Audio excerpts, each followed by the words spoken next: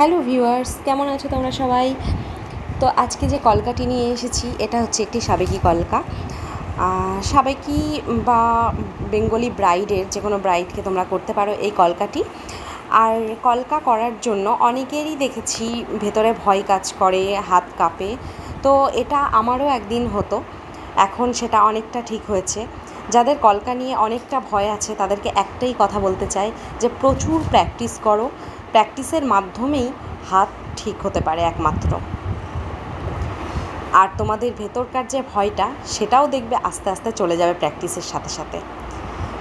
তো নতুন নতুন ডিজাইন তোমরা সিলেক্ট করো, সেগুলোকে দেখে দেখে প্র্যাকটিস করো, দেখবে সব ঠিক হয়ে যাবে।